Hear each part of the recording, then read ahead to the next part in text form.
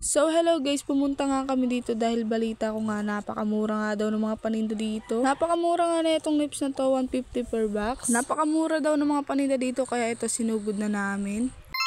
Kala mo taga napakaraming bibilin pero titingin lang talaga kami para pag nagkapera kami dito na lang kami bumili. Binilaan ko na rin pala yung anak ko isang pirasong nips, 10 pesos nga lang kada isa neto. Pero kung gusto mo naman per box 150. Kaya nga daw nila binibenta yan ng mura dahil nga puro lost thread na rin yung iba dyan. Pero yung iba nga medyo okay pa kaya ito ang dami ni kuya ang binili oh. Karton nga din pala yung binili ng kuya dyan, siguro ititinda niya rin sa tindahan nila. Habang nga inaantay namin sila na matapos, sinintay nga namin yung tigli 5 pisong chichirya. Hindi mo nga akalain na may tindahan palang ganto dahil nga lagi silang nakasarado. Bago lang din kasi sila dito sa lugar namin. Sobrang mura nga lang din ng mga dilata dito at matagal pa silang may expire, 2020-27. Kaya nga daw pala mura nila yung binibenta dahil nga yung mga ibang dilata pipina tapos yung ibang plastic butas-butas na. Kinukulit na nga ako ng anak ko dito dahil nga gusto niya na nga itong kaining nips kaso nga hindi ko pa nabayaran. Mura nga lang din pala yung mga sabon dito. May syrup nga rin pala silang tinitinda, 5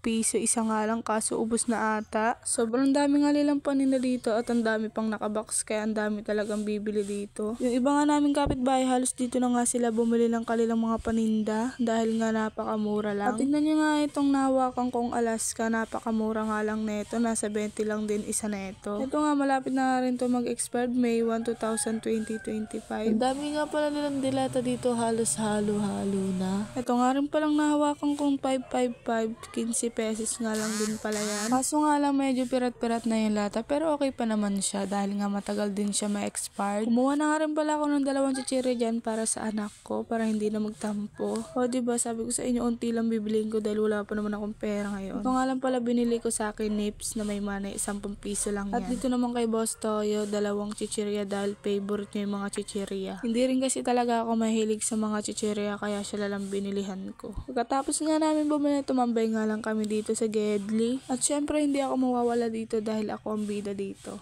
At syempre habang nakatambay kami dito sa gilid, hindi mawawala ang chismisan. Tignan nyo naman tuwan-tuwa yung anak ko dyan dahil kain na naman siya ng chichirya.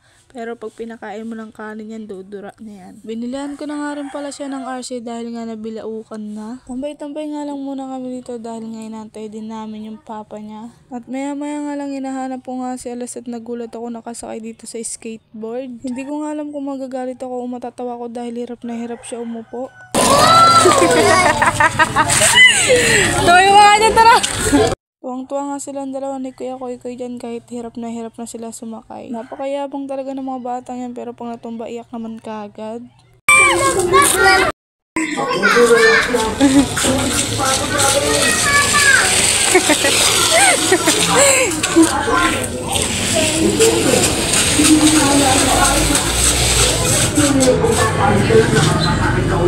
O tignan nyo, nagpadulas pang yabang pag nasemplang yan sila, iyak na naman yan.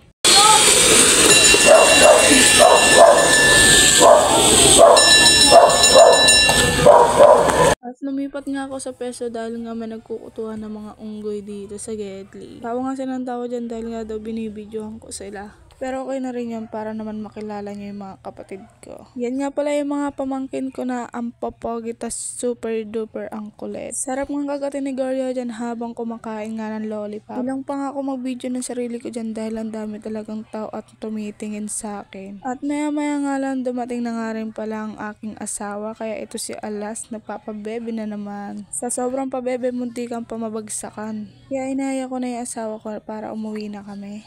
Pinag-bless ko na nga rin pala si Alas sa papa niya, nakapag-bless na nga siya kanina kaso pinaulit ko nga lang. At ayun nga lang ang ganap natin for today's video guys, ay na nga magtatapos na nga tayo dito. Palike and share naman ang ating FB page, tapos ang TikTok shop natin, tapos ang YouTube nasa comment section lang.